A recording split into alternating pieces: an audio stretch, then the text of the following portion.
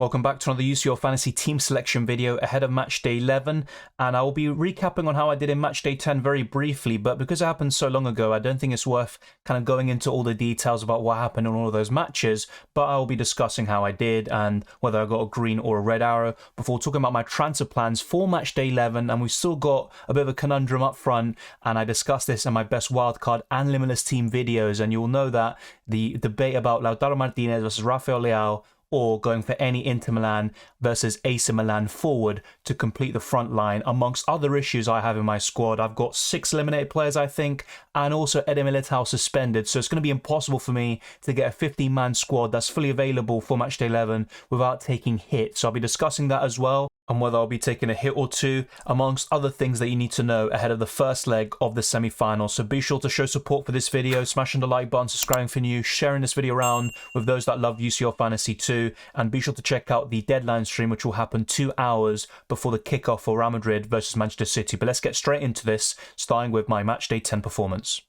I only got 69 points in Matchday 10, but that was enough for me to get a healthy green arrow from around 5,000 in the world to 3,789. I had some of the key assets who did very well in the second leg of the quarterfinals. Rodrigo was one of my transfers in. He scored a brace, and I didn't expect that, to be fair. Otherwise, I would have captained him, but I'm very happy with that performance. I thought we could get a goal, and I was kind of struggling to really identify that midfielder for that slot. But for me, Rodrigo seemed like the standout, and there we go. I got a bit of luck as well, but very happy with that decision. I also kept Merit instead of taking maybe a hit to go to Courtois, and Courtois ended up getting the same points total, 8 points, but Merit conceded. But the reason why he got that 8 points was because he saved the penalty from Olivier Giroud. You see Ruben Diaz, for example, conceded a penalty late on, otherwise that could have been a clean sheet. Darmian only got a 2-pointer in quite a thrilling game between Benfica and Inter Milan, which I didn't expect, to be fair, but there you go. Benfica had nothing to lose. Meanwhile, Grimaldo picked up an assist and got a ball recovery point.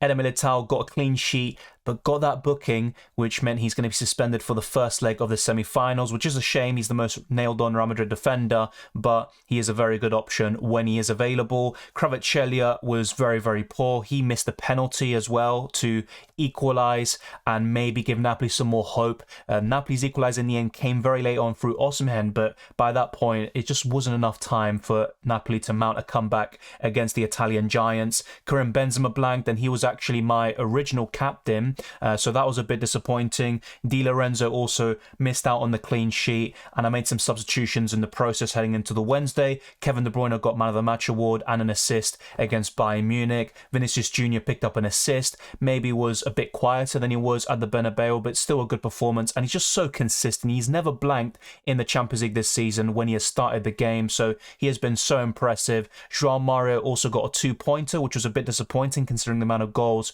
in that match. And then Erling Haaland missed a penalty as well. Kind of a theme here, a lot of missed penalties, but what Erling Haaland did was get that goal in the end. We're shushing the Bayern Munich fans, but yeah, Haaland at this point is inevitable. He was my captain, so it was a bit disappointing not to maybe captain even a Vinicius Jr. or a Rodrigo, but ultimately I'm still quite happy with my performance, and I would have been asking for a bit too much if I also nailed on the captaincy in a week like this, which was quite low scoring. But even with maybe not the greatest captaincy option in the world and a few blanks in my starting 11, it was enough for a green arrow, and that's the most important thing. Let's now head into the team selection portion of this video. So I'll talk about my team without making any transfers. You'll see the state that it's in, and then I'll talk about my 5 proposed transfers I'm looking to make ahead of Matchday 11.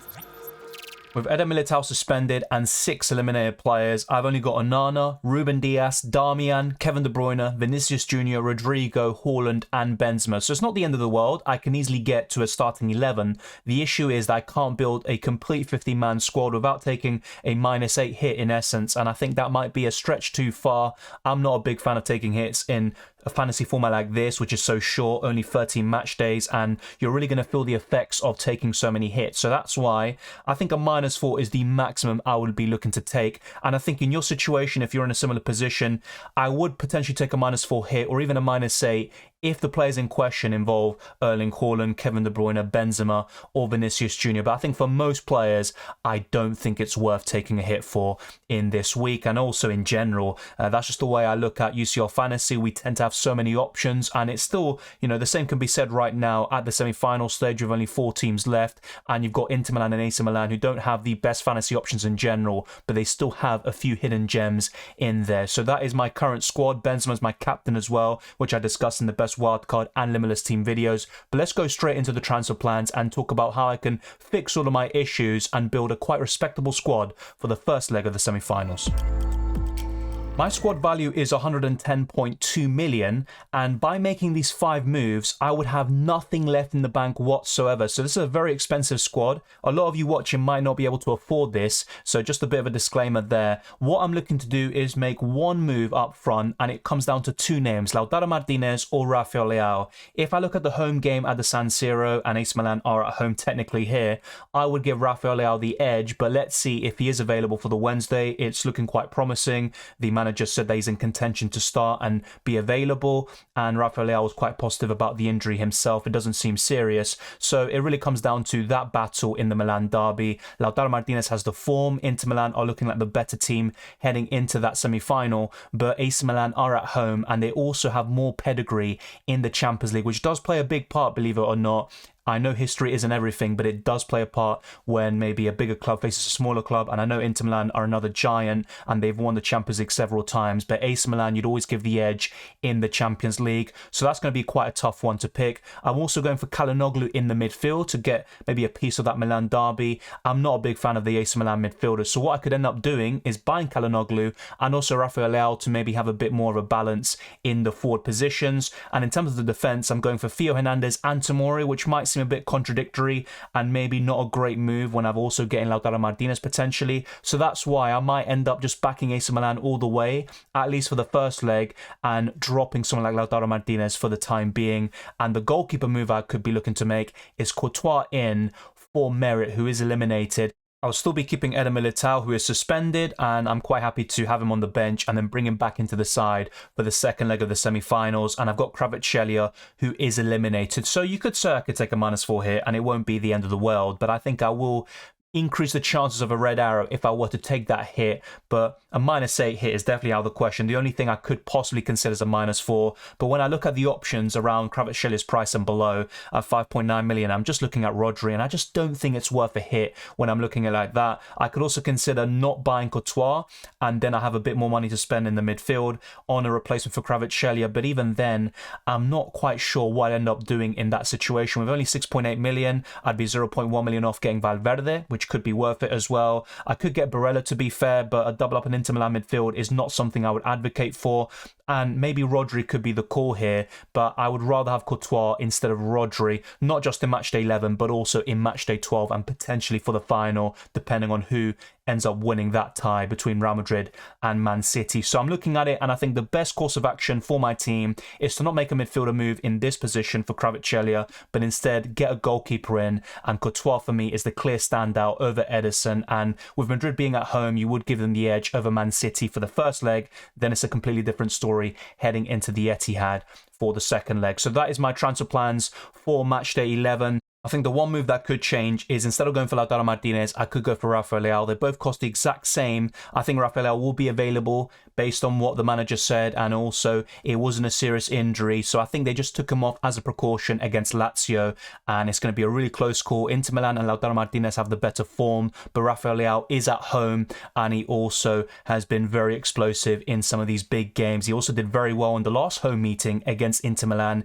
He scored twice in a 3-2 victory, but in the 2 games since, Inter Milan have had the edge and won both games. But remember, home advantage still plays a big part. I know they both play in the same stadium, the San Siro, but ticket allocation will be in AC Milan's favour for the first leg, so let's not forget all of that. It's certainly going to be a 50-50 call, and it could even rely on a coin toss in this instance. Then in terms of the captaincy, as I said in my other two videos, I'm looking at Benzema or Vinicius Jr. for the Tuesday, and on the Wednesday, I would maybe switch it to either Lautaro Martinez or Rafael Leao, depending on who I switch it to, but I wouldn't rule out a defender like Darmian, Theo Hernandez or Tomori for the captaincy, because I think that game could be a bit more low scoring, edgy, and it could be full of feistiness and maybe not enough football. Let's wait and see, of course. It could be a fascinating contest, and both AC Milan and Inter Milan are entering this game with a bit of form all of a sudden, which they didn't have heading into the quarterfinals, but they still managed to get the job done and set up this Milan derby for the semi-final. So that is my thoughts on the captaincy,